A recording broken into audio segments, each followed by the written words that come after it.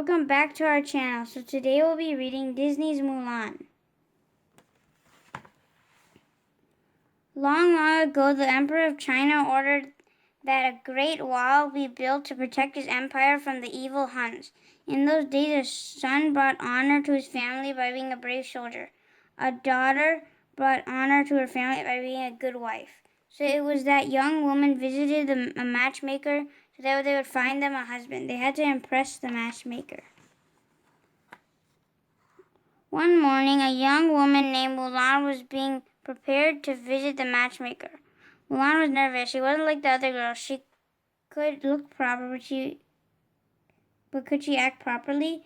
Mulan's mother placed a beautiful comb in her daughter's hair.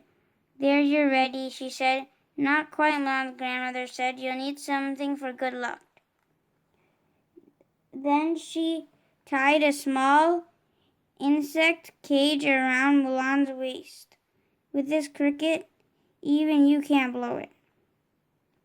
When Mulan's family met the matchmaker, the visit did not go well. Poor Mulan was very nervous.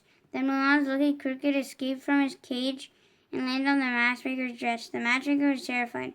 She fell back and landed against the lit stove until suddenly her clothes caught fire. Put it out, matchmaker cried. Mulan grabbed a teapot. Splash! "You are a disgrace," the soaking wet matchmaker shouted. "You may look like a bride, but you'll never bring your family honor." Mulan returned home. When Fa Shou saw his daughter's face, he guessed that things had not gone well. While her horse Khan drank, Mulan wondered if she would ever bring honor to the family. Mulan's father tried to cheer her up. "What beautiful blossoms we have this year," he said. He pointed to an unopened flower on a nearby tree. "Look, this one is late, but I bet that when it all blooms, it will be the most beautiful of all." Mulan smiled. Her father was saying that one day she would bring honor to her family. Just as Mulan was starting to feel better, she heard the beating of a drum. Mulan climbed the wall and saw the emperor's advisor, Chi Fu. The Huns were invading China. Chi Fu announced, by order of the emperor, one man from every family must serve in the imperial army. In his youth, Mulan's father had been a great soldier, but age and an old war wound had dulled his fighting ability. That evening, Mulan secretly watched him. Her heart filled with sadness. Mulan knew that he could not survive another battle, so she came up with the plan to save his life. That night, Mulan quietly sneaked into her parents' room. Carefully, she took the scroll calling her father to war. In its place, she left her hair comb as a token of her love. Then Mulan took her father's sword and cut her long, beautiful hair. Slash! Mulan put on her father's combat uniform and left the house. She looked like a young soldier going to war, for this was her plan, to pretend to be a boy and take her father's place in the army. As the rain poured down, cold and hard, Mulan mounted her faithful horse Khan. She rode off, not knowing if she would ever see her family again.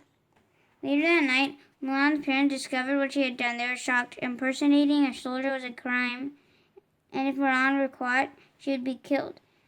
But there was nothing they could do. Mulan's grandmother prayed for help. "Ancestors, hear our prayers," she pleaded.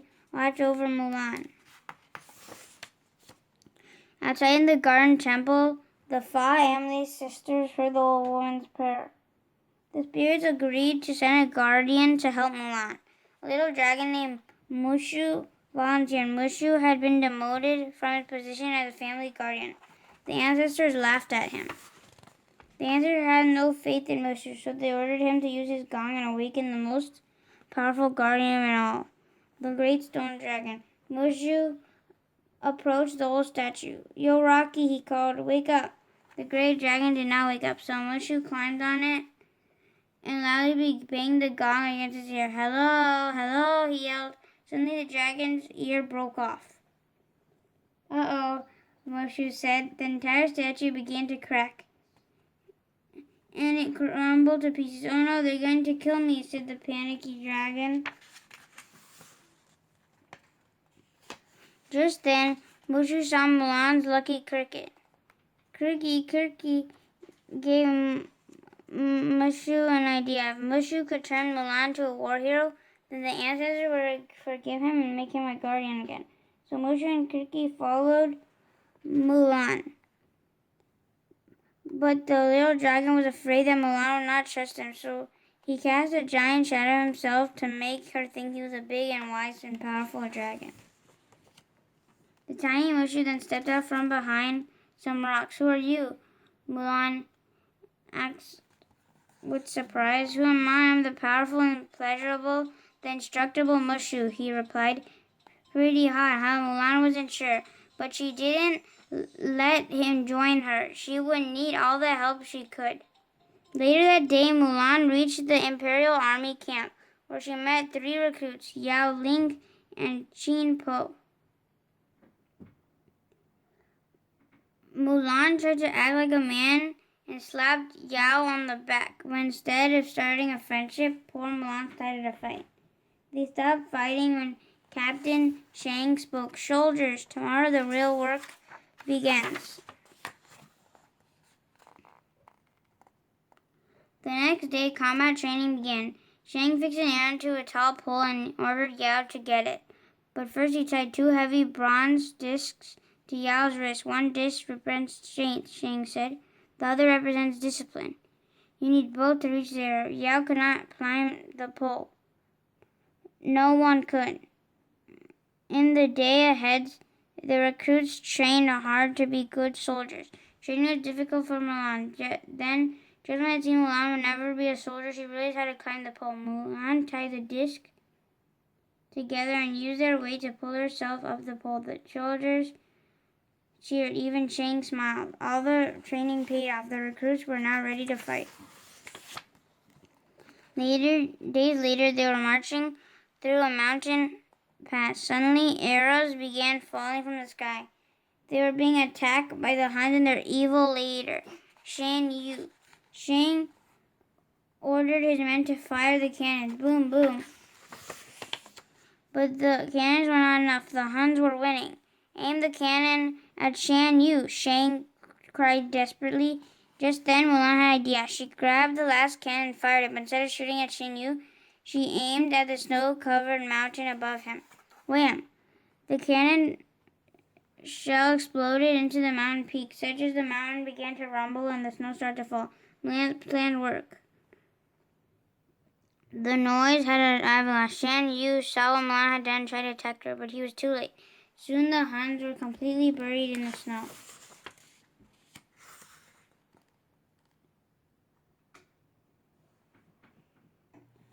Mulan was a hero. Although she had disobeyed Shang's orders, she had saved the army and defeated the Huns.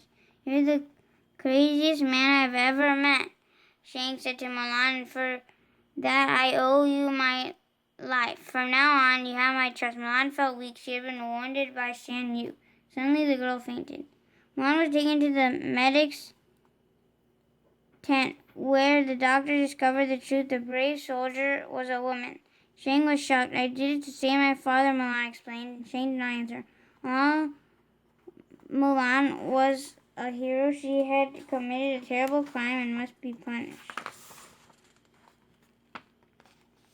Shang held Mulan's sword and prepared to strike, but he could not, for Mulan had saved him. He dropped the sword. A life for a life, Shang said. With that, Shang walked away and let Mulan and Khan behind on the cold mountainside. Mulan was very sad. She felt like a failure. Mushu tried to clear her up. Come on, you got to get these things go, he said. You risked your life to save the people you love. At least you had good intentions. Suddenly, Mulan saw Shan Yu and 5 of his Huns. They were alive and heading for an imperial city.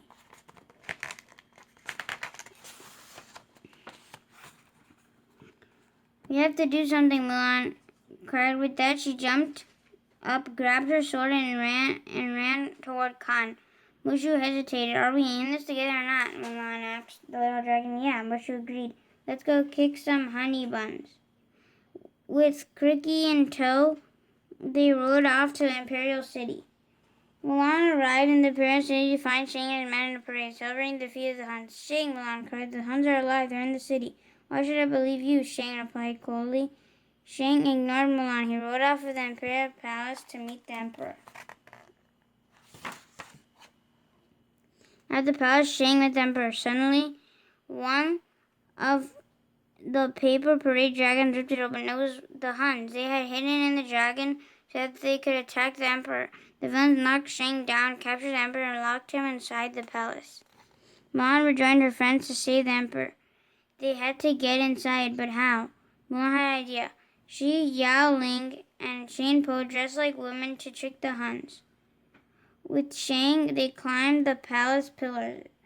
Mulan, Yao Ling, and Shang Po approached Shan Yu's men and quickly overpowered them. Meanwhile, Shan Yu was holding the emperor captive. Bow to me, he ordered, but the emperor bowed to no one. Just in time, Shang burst in and knocked down Shan Yu as they fought. Shang Po grabbed the emperor and carried him to safety. Shan Yu knocked Shang out and chased Mulan onto the roof. He did not know that Mulan had planned a trap. Ready, Mushu? Mulan cried. I'm ready, baby. Mushu answered. With that, Mushu fired a rocket into Shan Yu. The rocket took the villain away forever. Later, the emperor presented Mulan with his own pendant and the sword of Shan Yu. When they see this pendant, your family will know that you saved the life of an emperor, he said. And when you see this sword, the world will know that you saved China. When the emperor did the unthinkable, he bowed in respect to Mulan.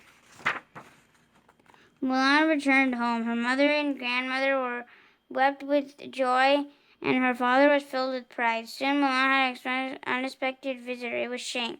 Mulan asked him to stay for dinner, and Shang happily accepted. Mulan's father watched the two with quietly contentment. They sensed a special relationship was blooming. As for Mushu, when the ancestors learned of his deeds, they no longer laughed at the little dragon. They celebrated, and Mushu would officially become a family guardian again. Mushu was thrilled. Stand out for the egg rolls, he cried. Thank you for watching. Hope you guys enjoyed Disney's Mulan, and stay tuned for another book read coming soon. Take care. See ya. Bye.